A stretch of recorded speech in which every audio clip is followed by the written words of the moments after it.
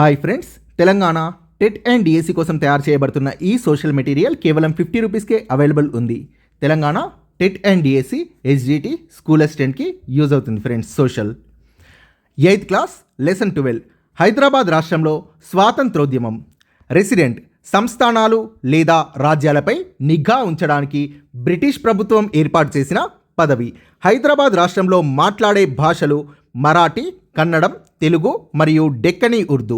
ముల్లా అబ్దుల్ ఖయ్యూమ్ కాంగ్రెస్కి ప్రధాన మద్దతుదారు. రాచరికపు కుటుంబాల్ని విమర్శిస్తూ వాళ్లకు ఇచ్చిన ప్రత్యేక సదుపాయాల్ని వ్యతిరేకించేవాడు. అంజుమన్ ఏ మారెఫ్ ముల్లా అబ్దుల్ ఖయ్యూమ్ అంజుమన్ ఏ మారెఫ్ని స్థాపించాడు. ప్రజల మేధో ఆర్థిక జీవన విధానాల్ని మెరుగుపరిచే ఉద్దేశంతో అంజుమన్ ఏ మారిఫ్ సంస్థ స్థాపించబడింది. హైదరాబాద్ రాష్ట్రంలో జాతీయతావాదాన్ని ప్రచారం చేసిన దినపత్రికలు హైదరాబాద్ టెలిగ్రాఫ్, డెక్కన్ స్టాండర్డ్, ముస్లిం ఈ సఫిక్. 1892లో హైదరాబాద్లో ఆర్య సమాజం ఏర్పడింది. ఆర్య సమాజం బొంబాయి లేదా ముంబైలో 1875లో దయానంద సరస్వతి స్థాపించారు. 1892లో ఆర్య సమాజం శాఖ హైదరాబాద్లో ఏర్పాటైంది. తెలంగాణలో ముఖ్యమైన సంస్థానాలు వనపర్తి, గద్వాల్, కొల్లాపూర్, ఆత్మకూర్, దోమకొండ, సిర్నపల్లి, పాల్వంచ మరియు అల్లాదుర్గం. మీర్ ఉస్మాన్ అలీ ఖాన్ ఇక్కడ ఒక వర్డ్ ఎక్స్ట్రా పడింది. మీర్ ఉస్మాన్ అలీ ఖాన్ 7వ నిజాం 1911 నుండి 48 వరకు కాంగ్రెస్ నేతృత్వంలోని జాతీయోద్యమాన్ని వ్యతిరేకించారు. రాష్ట్రంలో రాజకీయ కార్యకలాపాల్ని నిషేధిస్తూ అనేక ఫర్మానాలు అంటే రాజాజ్ఞాలను జారీ చేశాడు. నిజాం వంశస్థుల భాష డెక్కనీ ఉర్దూ. హైదరాబాద్ రాష్ట్రం యొక్క అధికార భాష ఉర్దూ, బోధనా మాధ్యమం ఉర్దూ. 1941 నాటికి హైదరాబాద్ రాష్ట్రంలో విద్యావంతులు 9.3% మాత్రమే ఉండగా మహిళల్లో విద్యావంతులు 4.3% మాత్రమే ఉన్నారు. ఇందుకు విరుద్ధంగా ట్రావెన్కోర్ రాజ్యంలో 47.7% అక్షరాస్యత, బరోడాలో 23%, మైసూర్ రాజ్యంలో 12.2% అక్షరాస్యత ఉండేది. హైదరాబాద్లో బోధనా మాధ్యమం ఉర్దూ ఉండడం వల్ల తెలుగుకు ప్రోత్సాహం లభించక విద్యావంతుల శాతం తక్కువగా ఉంది. సర్ ఎం విశ్వేశ్వరయ్య ప్రఖ్యాత ఇంజనీరు. నిజాం సాగర్, అలీసాగర్ వంటి పెద్ద సాగునీటి పథకాలకు, రిజర్వాయర్లకు రూపకల్పన చేశారు. పారిశ్రామిక ట్రస్ట్ నిధిని 7వ నిజాం ₹1 ఏర్పాటు చేశాడు. నిజాం కాలంలోని ముఖ్య పరిశ్రమలు సింగరేణి గనులు, నిజాం చక్కెర కర్మాగారం, అజంజాహీ మిల్స్, సిర్పూర్లోని కాగితం మిల్లులు నిజాం కాలంలోని ముఖ్య పరిశ్రమలు. 1941లో హైదరాబాద్ స్టేట్ బ్యాంక్ని 7వ నిజాం స్థాపించాడు. ఈ బ్యాంక్ రాష్ట్రానికి కేంద్ర బ్యాంక్. ఉస్మానియా సిక్కాను చెలామణిలోకి తీసుకుంది state bank, Hyderabad state bank. Osmania సిక్కా హైదరాబాద్ రాష్ట్ర రూపాయి. నిజాంల కాలంలో నిర్మించబడినవి ఉస్మానియా ఆసుపత్రి, ఉస్మానియా విశ్వవిద్యాలయం, హైకోర్టు, రాష్ట్ర కేంద్ర గ్రంథాలయం, యునానీ ఆసుపత్రి, జూబ్లీ హాల్, టౌన్ హాల్, ఇది ప్రస్తుతం అసెంబ్లీ హాల్గా పిలువబడుతోంది. హైదరాబాద్ మ్యూజియం ప్రస్తుతం రాష్ట్ర మ్యూజియంగా పిలువబడుతోంది. మరియు ఢిల్లీలోని హైదరాబాద్ భవనం. 1914లో పురావస్తు శాఖ ఏర్పాటైంది. 1901లో హైదరాబాద్లో శ్రీకృష్ణదేవరాయ ఆంధ్ర భాషా నిలయాన్ని స్థాపించినది కొమర్రాజు లక్ష్మణరావు, నాయని వెంకట రంగారావు, రావిచెట్టు రంగారావు. 1921లో హైదరాబాద్లోని వివేకవర్ధిని కళాశాలలో ఇంగ్లీష్ లేదా ఉర్దూలో కాకుండా ఒక వ్యక్తి తెలుగులో తీర్మానాన్ని ప్రవేశపెట్టినందుకు అవమానింపబడ్డాడు. 1921లో 1924 మాడపాటి హనుమంతరావు మరికొందరు కలిసి ఆంధ్ర జనసంఘాన్ని ఏర్పాటు చేశారు. దీని ద్వారా 4000 పాఠశాలల్ని ప్రారంభించిన ప్రభుత్వ వ్యతిరేకత వల్ల ఇందులో చాలా పాఠశాలల్ని మూసేయాల్సి వచ్చింది. 1930లో ఆంధ్ర మహాసభ ఏర్పడింది. దీని వ్యవస్థాపకుల్లో ముఖ్యులు మాడపాటి హనుమంతరావు మరియు రావి నారాయణ రెడ్డి.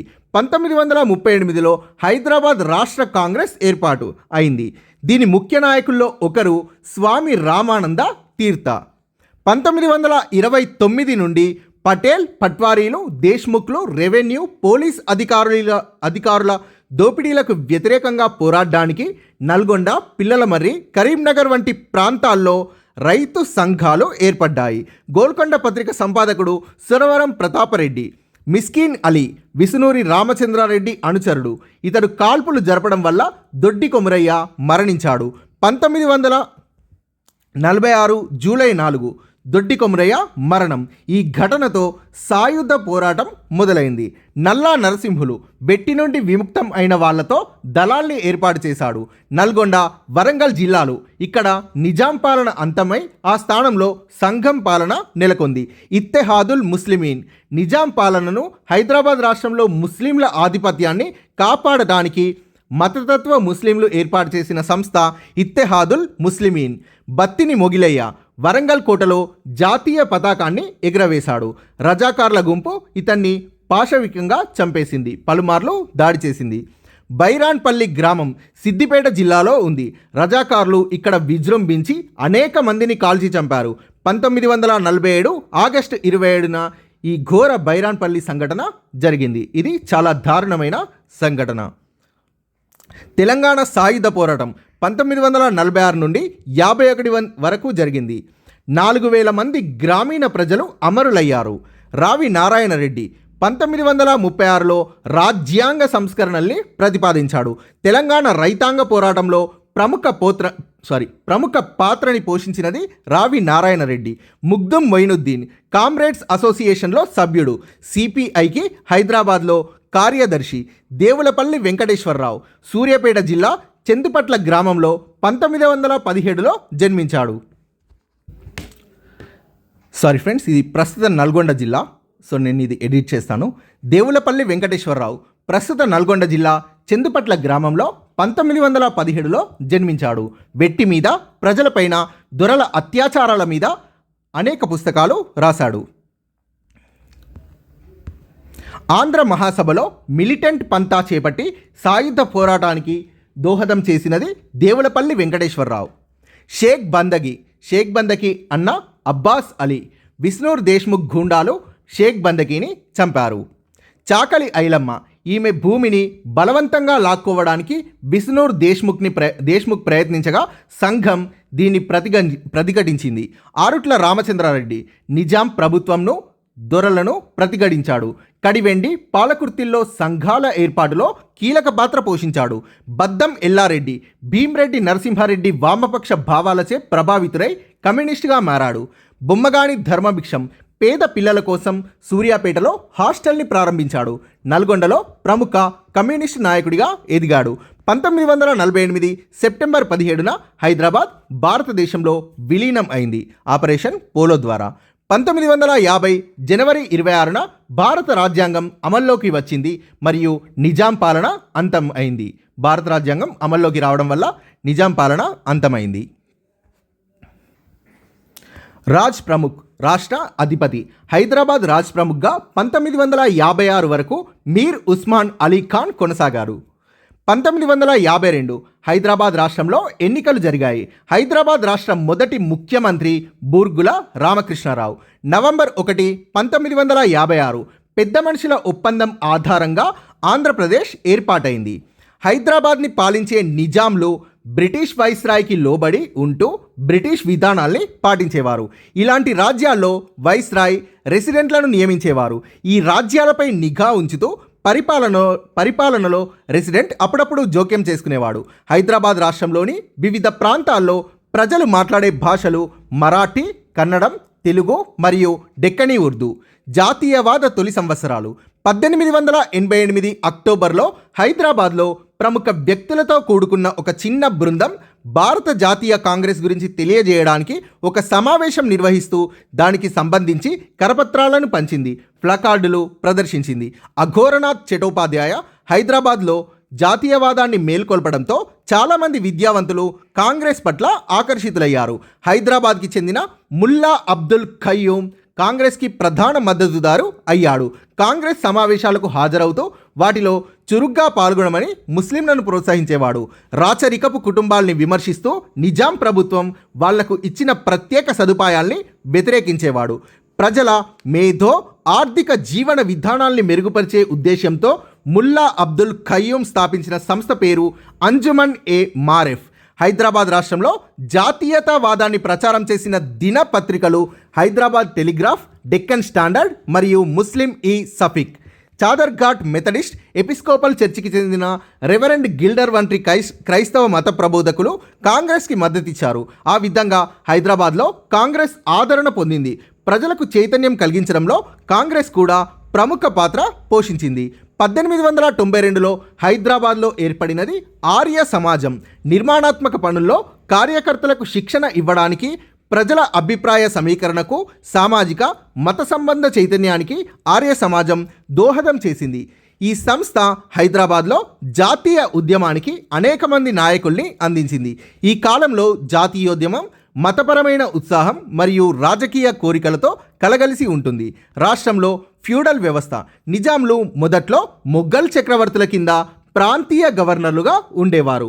వంశపారంపర్యంగా కొనసాగే జాగీర్దార్లు చిన్న చిన్న సంస్థానాల సామంతరాజుల సాయంతో పాలనను సాగించారు. తెలంగాణలోని ముఖ్యమైన సంస్థానాలు వనపర్తి సంస్థానం, గద్వాల్ సంస్థానం, కొల్లాపూర్ సంస్థానం, ఆత్మకూర్ సంస్థానం, దోమకొండ సంస్థానం, సిర్నపల్లి సంస్థానం, పాల్వంచ సంస్థానం మరియు అల్లాదుర్గం సంస్థానం. జాగీర్దార్ల నియంత్రణలో డజన్లు, ఒక్కోసారి వందల గ్రామాలు ఉండేవి. జాగీర్దార్లు వాటిని ఇష్టం వచ్చినట్లు పాలించేవారు. ప్రజలపై పన్నుల భారం మోపేవారు. రాజ్యంలో మిగిలిన ప్రాంతాన్ని దొరల సాయంతో నిజాంలు నేరుగా పాలించేవారు. రాజరిక వ్యవస్థనే కొనసాగింపజేయాలని నిజాంకు ఉండేది. స్థానిక సంస్థలు, శాసనసభలు వంటి ప్రజాస్వామిక వ్యవస్థల్ని వాళ్ళు అనుమతించలేదు. కాంగ్రెస్ నేతృత్వంలోని జాతీయోద్యమాన్ని 7వ నిజాం మీర్ ఉస్మాన్ అలీ ఖాన్ వ్యతిరేకించారు. రాష్ట్రంలో రాజకీయ కార్యకలాపాల్ని నిషేధిస్తూ అనేక ఫర్మానాలు అంటే రాజాజ్ఞలు జారీ చేశారు. పోలీస్ మరియు నిఘా వ్యవస్థల్ని ఏర్పరిచి ప్రజల్ని నిరంతరం పరిశీలించేవారు. నిజాం వంశస్థులు ముస్లింలు. వారు డెక్కనీ ఉర్దూ మాట్లాడేవారు. అయితే రాజ్యంలోని అధిక శాతం ప్రజలు హిందువులు. వీరు తెలుగు, కన్నడ, మరాఠీ మాట్లాడేవారు. అధికారిక భాషగా ఉర్దూ ఉండేది. ఉన్నతాధికారుల్లో 90% పైగా ముస్లింలు ఉండేవారు.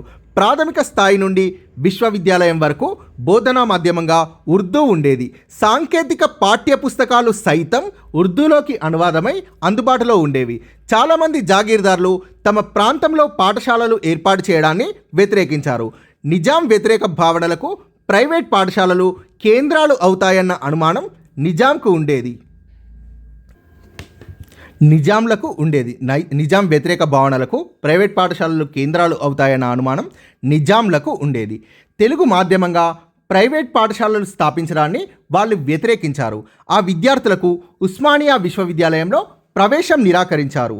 ఫలితంగా 1941 నాటికి కూడా రాష్ట్రంలో విద్యావంతులు 9.3% మాత్రమే ఉన్నారు. మహిళల్లో విద్యావంతులు 4.3% మాత్రమే ఉన్నారు. ఇందుకు విరుద్ధంగా ట్రావెన్కోర్ రాజ్యంలో 47.7% అక్షరాస్యత మరియు బరోడాలో 23%, మైసూర్ రాజ్యంలో 12.2% అక్షరాస్యత ఉండేది. తిలక్ నేతృత్వంలోని అతివాద జాతీయోద్యమ కాలంలో జాతీయోద్యమం మతపర మలుపు తీసుకొని హైదరాబాద్ని కూడా ప్రభావితం చేసింది. నాడు తెలుగు భాషా ఉద్యమం తెలంగాణ ప్రజల ఆకాంక్షగా మారింది. చివరి నిజాం మీర్ ఉస్మాన్ అలీ ఖాన్ 1911 నుండి 48 వరకు. హైదరాబాద్ రాష్ట్రంలో ఆఖరి పాలకుడు మీర్ ఉస్మాన్ అలీ ఖాన్ బ్రిటిష్ వారి ప్రభావంతో పరిపాలనా వ్యవస్థను ఆధునికీకరించడానికి ప్రయత్నించాడు. ప్రఖ్యాత ఇంజనీర్ సర్ ఎం విశ్వేశ్వరయ్య నిజాం సాగర్, అలీసాగర్ వంటి పెద్ద సాగునీటి పథకాలకు, రిజర్వాయర్లకు రూపకల్పన చేశారు. రైల్వేలు, రోడ్లు, విమానయానం, విద్యుత్తు వంటి వాటికి నిజాం ప్రత్యేక శాఖల్ని ఏర్పరిచాడు. రాష్ట్రాన్ని పారిశ్రామికంగా అభివృద్ధి పరచడానికి ₹1 కోటి మూలధనంతో పారిశ్రామిక ట్రస్ట్ నిధిని ఏర్పరిచాడు. నిజాం కాలంలోని ముఖ్య పరిశ్రమలు సింగరేణి గనులు, నిజాం చక్కెర కర్మాగారం, అజంజాహీ మిల్స్, సిర్పూర్లోని కాగితం మిల్లులు. రాష్ట్ర ఆర్థిక వ్యవస్థలో ఈ పరిశ్రమలు కీలక పాత్ర పోషించాయి మరియు ఉపాధి అవకాశాలు కల్పించాయి. 1941లో నిజాం హైదరాబాద్ స్టేట్ బ్యాంక్ని స్థాపించాడు. ప్రస్తుతం ఇది స్టేట్ బ్యాంక్ ఆఫ్ ఇండియాలో భాగమైంది. హైదరాబాద్ స్టేట్ బ్యాంక్ రాష్ట్రానికి కేంద్ర బ్యాంకుగా వ్యవహరిస్తూ హైదరాబాద్ రాష్ట్ర రూపాయి అయిన ఉస్మానియా సిక్కాను చెలామణిలోకి తీసుకుంది. మిగిలిన భారతదేశంలో మాదిరి కాకుండా తన సొంత నాణాలు, హైదరాబాద్ రూపాయి ఉన్న ఏకైక రాజ్యం హైదరాబాద్ రాజ్యం. వీరి కాలంలో కట్టిన ప్రముఖ ప్రజా సంస్థలు Osmania hospital, Osmania university, high court, state central library, Unani hospital, jubilee hall, town hall, ప్రస్తుతం ఇది అసెంబ్లీ హాల్గా పిలువబడుతుంది. Town hall. హైదరాబాద్ మ్యూజియం, ప్రస్తుతం స్టేట్ మ్యూజియంగా పిలువబడుతుంది. ఢిల్లీలోని హైదరాబాద్ భవనం. చారిత్రక కట్టడాల్ని కాపాడడానికి 1914లో పురావస్తు శాఖను ఏర్పాటు చేశారు. 1947లో బ్రిటిష్ వాళ్ళు వెళ్ళిపోయిన తర్వాత హైదరాబాద్ని స్వతంత్ర రాజుగా పాలించాలన్న కోరిక నిజాంకు ఉండేది. ఇందుకు విరుద్ధంగా రాష్ట్ర ప్రజలు స్వాతంత్ర్య భారతదేశంలో భాగం కావాలని కోరుకున్నారు. ఆంధ్ర జనసంఘం గ్రంథాలయ ఉద్యమం. 20వ శతాబ్దంలో ఆంధ్ర ప్రాంతంలో తెలుగులో పెద్ద సంఖ్యలో పుస్తకాలు ముద్రితమయ్యాయి. తెలంగాణలోని పట్టణాలు, గ్రామాల్లో స్థాపించబడ్డ గ్రంథాలయాల ద్వారా పుస్తకాలు వ్యాప్తి చేయబడ్డాయి. 1901లో హైదరాబాద్లో శ్రీకృష్ణదేవరాయ ఆంధ్ర భాషా నిలయంని స్థాపించినది కొమర్రాజు లక్ష్మణరావు, నాయని వెంకట రంగారావు, రావిచెట్టి రంగారావు. కొమర్రాజు లక్ష్మణరావు, నాయని వెంకట రంగారావు మరియు రావిచెట్టి రంగారావులు 1901లో హైదరాబాద్లో శ్రీకృష్ణదేవరాయ ఆంధ్ర భాషా నిలయంను స్థాపించారు. ఇది నేటికి పనిచేస్తోంది. అయితే హైదరాబాద్ రాష్ట్రంలో తెలుగు వివక్షతకు గురయ్యేది. 1921లో హైదరాబాద్లోని వివేకవర్ధని కళాశాలలో ఇంగ్లీష్ లేదా ఉర్దూలో కాకుండా ఒక వ్యక్తి తెలుగులో తీర్మానాన్ని ప్రవేశపెట్టినందుకు అవమానింపబడ్డాడు. ఈ ఘటన వల్ల ప్రజలు తెలుగుకి సరైన స్థానం, గౌరవం దొరికేలా పోరాడడానికి సిద్ధమయ్యారు. హైదరాబాద్ జాతీయవాద విధానంలో భాషాపరమైన చర్చ ప్రవేశించింది. 1924లో మాడపాటి హనుమంతరావు మరికొంతమందితో కలిసి ఏర్పాటు చేసినది ఆంధ్ర జనసంఘం. ఆంధ్ర జనసంఘం ఉద్దేశాలు: గ్రంథాలయాలు, పఠన గదులు ఏర్పాటు చేయడం, విద్యార్థులు, పండితుల్ని ప్రోత్సహించడం, తెలుగు రాతప్రతుల్ని సేకరించడం మరియు తెలుగు సాహిత్యాన్ని ప్రోత్సహించడం. 1924లో ఆంధ్ర జనసంఘం ఏర్పాటైంది. వీరు చిన్న చిన్న పుస్తకాల్ని ముద్రించి గ్రంథాలయాల్ని నెలకొల్పడానికి గ్రామాల్లో సమావేశాలను నిర్వహించేవారు. జనసంఘం ద్వారా 4000 పాఠశాలల్ని ప్రారంభించారు. అయితే ప్రభుత్వ వ్యతిరేకత వల్ల వీటిలో చాలా వరకు మూసేయాల్సి వచ్చింది. ఆంధ్ర మహాసభ 1930లో ఆంధ్ర మహాసభ ఏర్పడింది. దీని వ్యవస్థాపకుల్లో ముఖ్యులు మాడపాటి హనుమంతరావు, రావి నారాయణరెడ్డి. దీని తొలి ఉద్దేశం విద్యా సౌకర్యాల్ని మరింతగా పెంచడం. ఆంధ్ర మహాసభ తొలి ఉద్దేశం.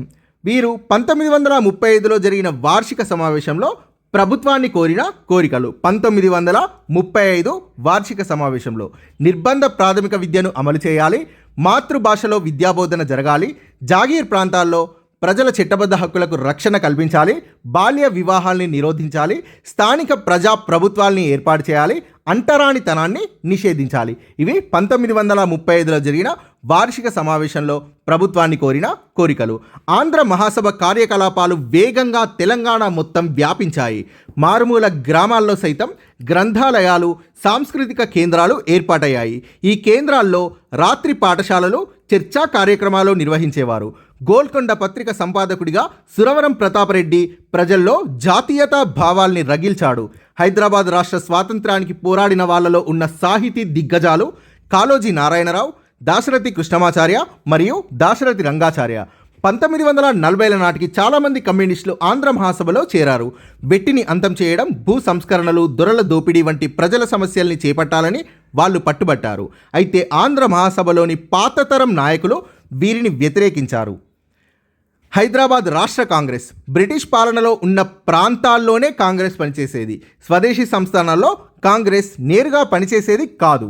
అయితే ఈ రాజ్యాల్లోని ప్రజలు మరింత అణచివేతకి, అన్యాయాలకు గురయ్యేవారు.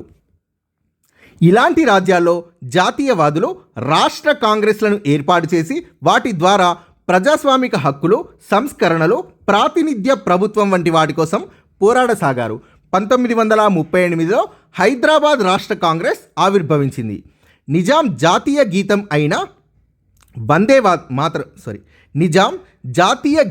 అయిన వందే మాతరంను నిషేధించాడు. దీన్ని నిరసిస్తూ విద్యార్థులు నిర్వహించిన ఉద్యమం వందే మాతర ఉద్యమం. నిజాం ప్రభుత్వం కళాశాలల్ని మూసివేయగా విద్యార్థులు ఇతర రాష్ట్రాలకు వెళ్ళి చదువులు కొనసాగించారు. రాష్ట్రంలో యువత స్పందన చూసి హైదరాబాద్ జాతీయవాదులు స్ఫూర్తి పొంది 1938లో హైదరాబాద్ రాష్ట్ర కాంగ్రెస్ని ఏర్పాటు చేశారు. హైదరాబాద్ రాష్ట్ర కాంగ్రెస్ ముఖ్య నాయకుల్లో ఒకరు స్వామి రామానంద తీర్థ. ఈ ఉద్యమంలో అతడితో పాటు ముందు భాగాన ప్రముఖంగా నిలిచినది బి రామకిషన్ రావు, జమలాపురం కేశవరావు, కెవి రంగారెడ్డి మరియు జెవి నరసింగరావు. యువ కాంగ్రెస్ నాయకులైన డాక్టర్ మర్రి చెన్నారెడ్డి తర్వాత రాష్ట్రానికి ముఖ్యమంత్రి అయ్యారు. శ్రీ పివి నరసింహారావు దేశానికి ప్రధానమంత్రి అయ్యారు. ప్రాథమిక హక్కుల్ని కల్పించాలని రాష్ట్ర కాంగ్రెస్ కోరింది. నిజాం కాకుండా ప్రజలతో ఎన్నుకోబడ్డ ప్రతినిధులు రాష్ట్రానికి సంబంధించిన చట్టాలు చేయాలని రాష్ట్ర కాంగ్రెస్ కోరింది. దేశంలో క్విట్ ఇండియా ఉద్యమం చేపట్టినప్పుడు 1942లో రాష్ట్ర కాంగ్రెస్ దానికి అనుగుణంగా సత్యాగ్రహం చేపట్టింది. అయితే రాష్ట్ర కాంగ్రెస్ని నిజాం ప్రభుత్వం నిషేధించి నాయకుల్ని జైలుపాలు చేసింది. హైదరాబాద్ రాష్ట్రాన్ని భారత గణతంత్రంలో విలీనం చేయాలని హైదరాబాద్ రాష్ట్ర కాంగ్రెస్ ఉద్యమం చేపట్టింది. తెలంగాణ సాయుధ పోరాటం 1929 నుండి పటేల్, పట్వారీలు, దేశ్ముఖ్లు, రెవెన్యూ, పోలీస్ అధికారుల దోపిడీలకు వ్యతిరేకంగా పోరాడడానికి నల్గొండ, పిల్లలమర్రి, కరీంనగర్ వంటి ప్రాంతాల్లో రైతు సంఘాలు ఏర్పడ్డాయి. ఈ ప్రాంతాల్లో ఆంధ్ర మహాసభ క్రియాశీలంగా ఉండి గ్రంథాలయాలు, రాత్రి పాఠశాలలు స్థాపించింది. ఆంధ్ర మహాసభ కిసాన్ సభల్లో పనిచేస్తున్న కమ్యూనిస్టులు 1946లో అంతిమంగా వాటిని చేజిక్కించుకున్నారు. వెట్టికి వ్యతిరేకంగా దున్నేవానికి భూమి అంటూ వీరు విప్లవాత్మక కార్యక్రమాల్ని చేపట్టారు. తర్వాత ఆనాటి నల్గొండ, కరీంనగర్, వరంగల్ జిల్లాల్లో ఆంధ్ర మహాసభ అంతటా విస్తరించింది. ఆంధ్ర మహాసభ గ్రామస్థాయి శాఖలను ఏర్పాటు చేసింది. ఇవి సంఘంగా పేరు పొందాయి.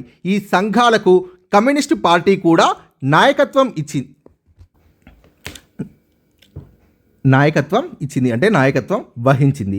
మొదట్లో చట్ట విరుద్ధ ఫ్యూడల్ దోపిడీ, లెవీ విధానాలను, అధిక భూషిస్తుల్ని, కౌలుదారులను తొలగించడాన్ని వ్యతిరేకిస్తూ వెట్టిని నిర్మూలించాలని కోరుతూ రైతాంగం ఉద్యమించింది.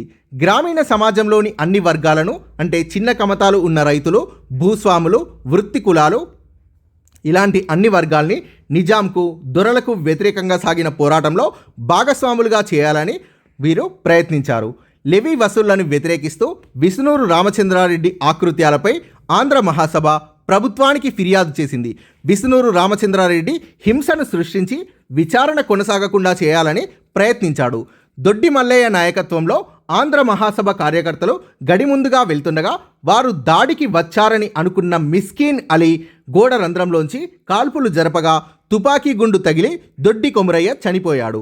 ఈ ఘటన 1946 జూలై 4న జరిగింది. ఈ సంఘటనతో ప్రఖ్యాత సాయుధ తెలంగాణ పోరాటం మొదలైంది. మిస్కీన్ అలీ విసునూరు రామచంద్రారెడ్డి అనుచరుడు.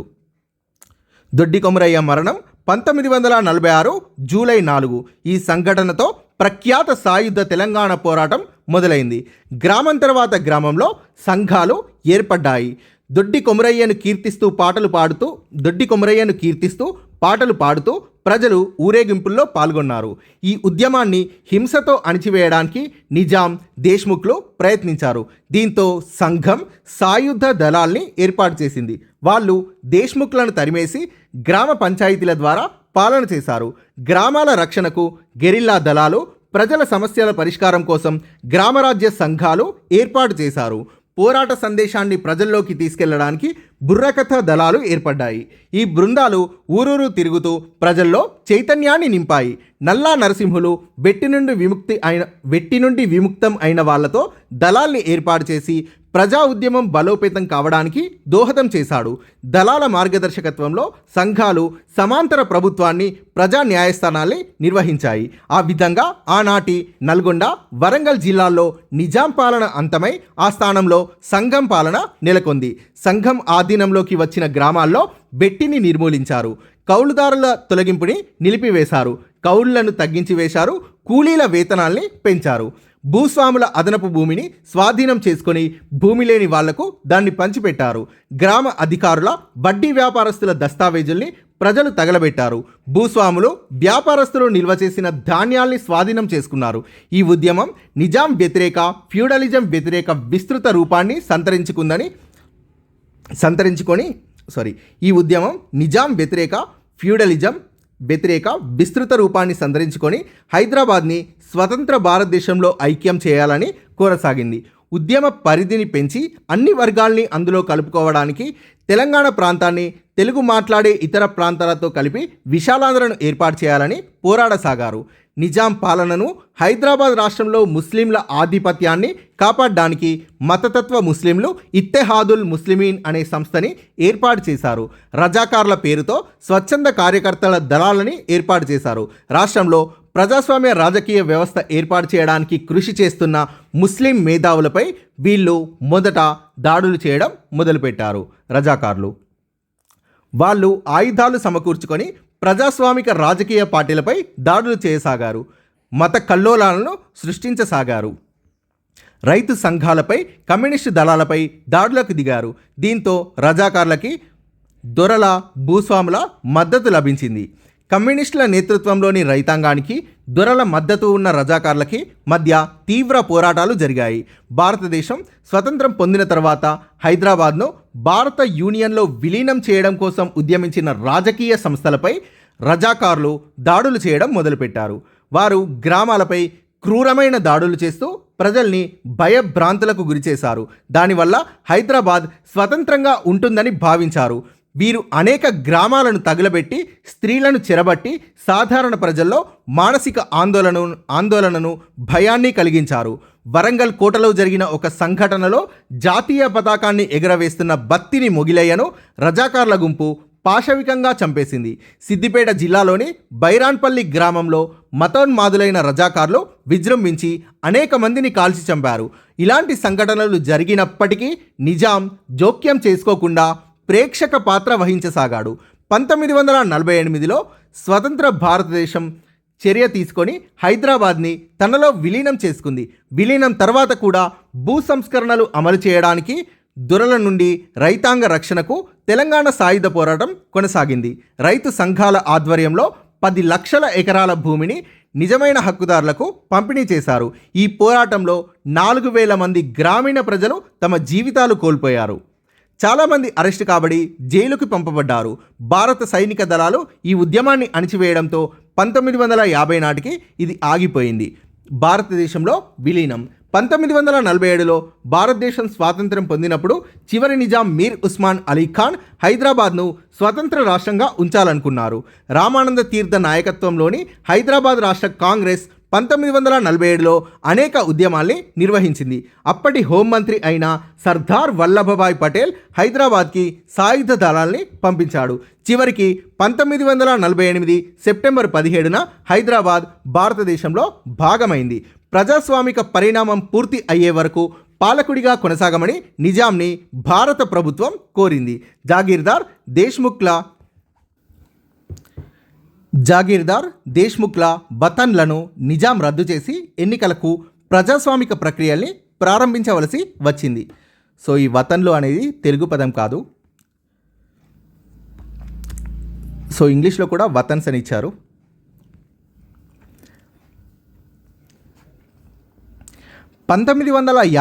జనవరి 26న భారత రాజ్యాంగం అమల్లోకి వచ్చిన తర్వాత నిజాం పాలన అంతం అయింది. అయితే హైదరాబాద్కి రాజ్ ప్రముఖ్గా, అంటే రాష్ట్ర అధిపతిగా మీర్ ఉస్మాన్ అలీ ఖాన్ కొనసాగుతూ భారత ప్రభుత్వ సలహా మేరకు నడుచుకోవాలి. 1952లో ఎన్నికలు జరిగి హైదరాబాద్ రాష్ట్రంలో ఎన్నికైన ప్రభుత్వం ఏర్పడింది. హైదరాబాద్ రాష్ట్రానికి బూర్గుల రామకృష్ణరావు మొదటి ముఖ్యమంత్రి అయ్యాడు. 1956 వరకు నిజాం రాజ్ ప్రముఖ్గా కొనసాగాడు. ఆంధ్ర, తెలంగాణ ప్రాంతాల్ని కలుపుతూ ఆంధ్రప్రదేశ్ ఏర్పడ్డ తర్వాత రాజ్ ప్రముఖ్ స్థానంలో రాష్ట్రపతి నియమించే గవర్నర్ వచ్చారు. ఆ విధంగా హైదరాబాద్ రాష్ట్రంపై నిజాం పాలన అంతమైంది. పెద్ద మనుషుల ఒప్పందం ఆధారంగా 1956లో ఆంధ్రప్రదేశ్ రాష్ట్రం ఏర్పడింది. కొత్త రాష్ట్రం ఏర్పడ్డాక అప్పటి ప్రభుత్వం ఈ ఒప్పందంలోని అంశాల్ని ఉల్లంఘించింది. దాంతో తెలంగాణ ప్రాంత ప్రజల్లో అసంతృప్తి రాజుకుంది. సాగునీరు, విద్య, ఉపాధి రంగాల్లో పాలక పార్టీలు చూపిన వివక్షత కారణంగా తెలంగాణ ప్రత్యేక రాష్ట్ర ఆకాంక్షల్ని మరింత తీవ్రతరం చేసింది. ఇది తెలంగాణ ఉద్యమానికి దారితీసింది. రావి నారాయణ రెడ్డి నిజాం వ్యతిరేక ఉద్యమాల్లో పాల్గొన్న ముఖ్యమైన నాయకుల్లో ఒకరు. 1936లో రాజ్యాంగ సంస్కరణల్ని ప్రతిపాదించాడు. ఆంధ్ర మహాసభ వామపక్ష రాజకీయాల వైపు మొగ్గడంలో కీలక పాత్ర పోషించాడు. తెలంగాణ రైతాంగ పోరాటంలో ప్రముఖ పాత్ర పోషించినది రావి నారాయణ రెడ్డి. భారత కమ్యూనిస్టు పార్టీ హైదరాబాద్ శాఖ తెలంగాణ స్వతంత్ర పోరాటంలో రావి నారాయణ రెడ్డి వ్యవస్థాపక సభ్యుడు. రైతాంగ పోరాటాన్ని, నిజాం ప్రభుత్వాన్ని తొలగించడానికి జరుగుతున్న ప్రజాస్వామిక ఉద్యమాన్ని అతడు కలిపాడు. ముగ్దుం మొయినుద్దీన్ హైదరాబాద్ నగర మేధావి వర్గాల్లో తొలి విప్లవవాదుల్లో ఒకరు ముగ్దుం మొయినుద్దీన్. ఉస్మానియా విశ్వవిద్యాలయ అధ్యాపకులు, విద్యార్థులతో ఏర్పడ్డ కామ్రేడ్స్ అసోసియేషన్లో సభ్యుడు. సిపిఐకి హైదరాబాద్లో కార్యదర్శి అయ్యాడు. గ్రామ పోరాటాల్ని హైదరాబాద్ నగరపాలికలోనూ ప్రాగాటూల్స్లోనూ జరుగుతున్న కార్మిక సంఘాలతో సమన్వయం చేశాడు. దేవులపల్లి వెంకటేశ్వరరావు ప్రముఖ కమ్యూనిస్టు నాయకుడు. ప్రస్తుత నల్గొండ జిల్లా చందుపట్ల గ్రామంలో 1917లో జన్మించాడు. భారత జాతీయతావాదంతో పరిచయం కావడంతో సంస్కరణ ఉద్యమాల్లో చేరాడు. తెలంగాణలో ప్రజా ఉద్యమ నిర్మాణం కోసం అజ్ఞాతంలోకి వెళ్ళిన తొలి వ్యక్తుల్లో ఒకడు. ఆంధ్ర మహాసభ సభ్యుల్ని చేర్చుకోవడం ద్వారా గ్రామీణ ప్రాంతాల్లో కమ్యూనిస్టు పార్టీని స్థాపించాడు. వెట్టి మీద, ప్రజలపైన దొరల అత్యాచారాల మీద అనేక పుస్తకాలు రాశాడు. ఆంధ్ర మహాసభలో మిలిటెంట్ పంతా చేపట్టి సాయుధ పోరాటానికి దోహదం చేశాడు. ఫ్యూడల్ అణచివేతకు వ్యతిరేకంగా తెలంగాణ ప్రజల ఉద్యమం అందరూ భావిస్తున్నట్టు 1946లో కాక ఇంకా చాలా ముందు మొదలైందని బలంగా వాదించేవాడు. షేక్ బందగీ పోరాటం ప్రజల పోరాటాన్ని సూచిస్తుంది. బందగీకి రావలసిన భూమి వాటాను విసునూరి రామచంద్రారెడ్డి అనుచరుడైన షేక్ బందగీ యొక్క అన్న అబ్బాస్ అలీ సవాల్ చేశాడు. ఈ విషయం కోర్టుకు వెళ్ళి అందులో షేక్ బందగీ గెలిచాడు. షేక్ బందగీ అన్న అయిన అబ్బాస్ అలీకి విష్ణూరి దేశ్ముఖ్ అయిన రామచంద్రారెడ్డి మద్దతు ఇచ్చాడు. కాబట్టి ఇది రామచంద్రారెడ్డి భావించాడు. తన ఓటమిగా రామచంద్రారెడ్డి భావించాడు. విష్ణూర్ దేశ్ముఖ్ గూండాలు బందగీని చంపేశారు. షేక్ బందగీకి స్తూపం కట్టడంలో ప్రజలు పాలు పంచుకున్నారు. ప్రజల పోరాటానికి షేక్ బందగీ ఒక ప్రేరణగా నిలిచాడు. గ్రామాల్లో ప్రజా ఉద్యమం బలపడసాగింది. చాకలి ఐలమ్మ ఆ రోజుల్లో భూస్వాములు చిన్న రైతుల్ని తొలగించి అధిక మొత్తాలకు భూమిని కొత్త కౌలుదారులకు అప్పగించడాన్ని పెద్ద ఎత్తున చేపట్టారు. దీన్ని సంఘాలు తీవ్రంగా వ్యతిరేకించాయి. చాకలి ఐలమ్మకు చెందిన భూమిని బలవంతంగా లాక్కోవడానికి విష్ణూర్ దేశ్ముఖ్ రామచంద్రారెడ్డి ప్రయత్నించాడు. దీన్ని సంఘం సమర్థవంతంగా ప్రతిఘటించింది. ఆరుట్ల రామచంద్రారెడ్డి విద్యార్థి దశలోనే తన విప్లవ దృక్పథాన్ని కనబరిచాడు. ఉస్మానియా యూనివర్సిటీలో చదువుకుంటున్న రోజులో అతడు ఆంధ్ర మహాసభ, రాష్ట్ర కాంగ్రెస్, ఆర్య సమాజ్ల రాజకీయ కార్యక్రమాల్లో పాల్గొనేవాడు. నిజాం ప్రభుత్వం బలవంతంగా పన్నులు వసూలు చేస్తున్నప్పుడు, దొరలు పంటలు జప్తు చేస్తున్నప్పుడు అలాంటి ప్రయత్నాల్ని ప్రతిఘటించాడు. రైస్ మిల్లుల మీద దాడులు నిర్వహించి భువనగిరి, ముంద్రాయి, జనగామాల్లో ఆహార ధాన్యాలు దోచి అవసరమైన వారికి పంచిపెట్టారు. కడివెండి, పాలకుర్తిలో సంఘాలు ఏర్పాటు చేయడంలో కీలక పాత్ర పోషించాడు. బద్దం ఎల్లారెడ్డి 1930లో జరిగిన ఉప్పు సత్యాగ్రహంలో పాల్గొన్న మొదటి తరం జాతీయ నాయకుల్లో ఒకరు. హైదరాబాద్లో హరిజనోద్ధరణ కార్యక్రమాల్ని చేపట్టాడు. తర్వాత ప్రముఖ కమ్యూనిస్ట్ నాయకుడిగా మారి తెలంగాణ సాయుధ పోరాటంలో పనిచేశారు. భీమిరెడ్డి నరసింహారెడ్డి వామపక్ష భావాలచే ప్రభావితుడై కమ్యూనిస్టుగా మారాడు. భూస్వాములకు, ప్రభుత్వ అధికారులకు వ్యతిరేకంగా బెట్టి వ్యతిరేక పోరాటాలు నిర్వహించారు. అజ్ఞాత కార్యకర్తగా పనిచేస్తూ తర్వాత దళం నాయకుడిగా మారినది బద్దం ఎల్లారెడ్డి. బొమ్మగాని ధర్మభిక్షం విద్యార్థి దశలోనే రాజకీయ కార్యకలాపాల్లో చేరాడు. పేద పిల్లల కోసం సూర్యాపేటలో హాస్టల్ని ప్రారంభించాడు. తర్వాత నల్గొండ జిల్లాలో ప్రముఖ కమ్యూనిస్ట్ నాయకుడిగా ఎదిగాడు. తెలంగాణ పోరాటంలో మహిళలు, నిజాంలు, దొరల పాలనలో మహిళలు ఎక్కువగా బాధలకు గురయ్యారు. వాళ్ళు నిత్యం వేధింపబడ్డారు. భూస్వాములకు పని చేయడమే కాకుండా సందర్శించే అధికారులకు సేవలు చేయాల్సి వచ్చేది. చాలామంది మహిళలు భూస్వాములకు దాసీలుగా నియమించబడేవారు. ఇలాంటి మహిళలు ఆంధ్ర మహాసభ నిర్వహించిన రాత్రి పాఠశాలకు హాజరై సంఘాల్లో కమ్యూనిస్టు పార్టీలో చేరాలని నిర్ణయించుకున్నారు. కొంతమంది మహిళలు ఆయుధాలు పట్టి రజాకార్లతో పోరాడారు. కొంతమంది పాటలు పాడి ప్రజలను ఉత్తేజపరిచారు. మరికొంతమంది డాక్టర్లు, నర్సులుగా పనిచేశారు. ఉద్యమం కోసం మహిళలు ఎన్నో త్యాగాలను చేశారు. Thank you friends. Please subscribe this channel.